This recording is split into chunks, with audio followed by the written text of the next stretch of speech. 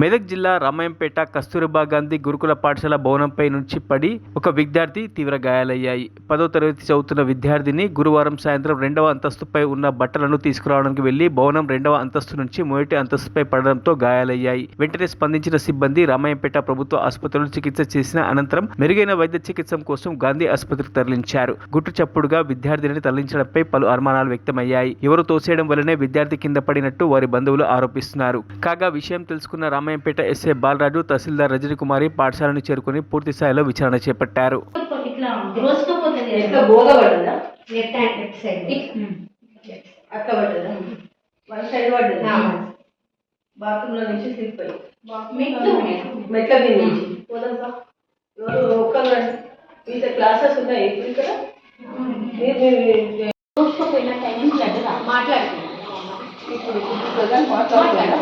Phone number ఏమైనా ఉందా వాళ్ళ నాన్నమ్మది? అక్కడే ఉంది మేడం. అక్కడ మీ మేడం ఉందా?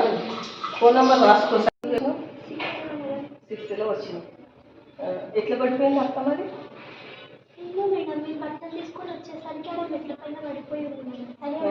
పడిపోయిందా?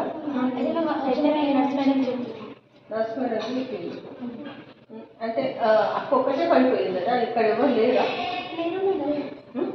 ఎవరు లేదా? మీరు వెళ్ళేటప్పుడు లేదా? అక్క లేదు. మీరు వెళ్ళేటప్పుడు లేదు. అక్క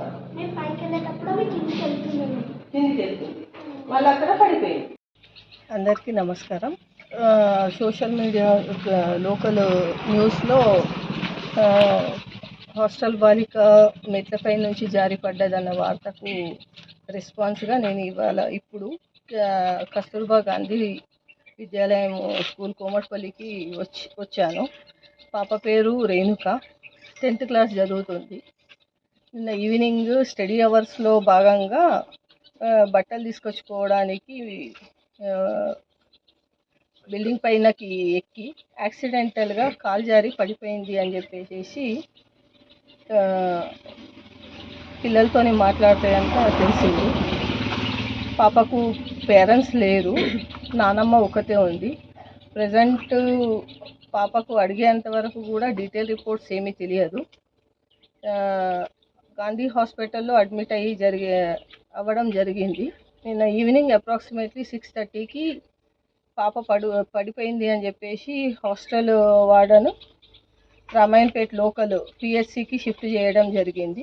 అక్కడ నుంచి గాంధీ హాస్పిటల్కి పంపించడం జరిగింది అన్నారు.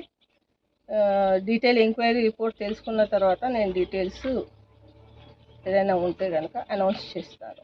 Thank you. మరిన్ని అప్డేట్స్ కోసం మా ఛానల్ని సబ్స్క్రైబ్ చేయండి.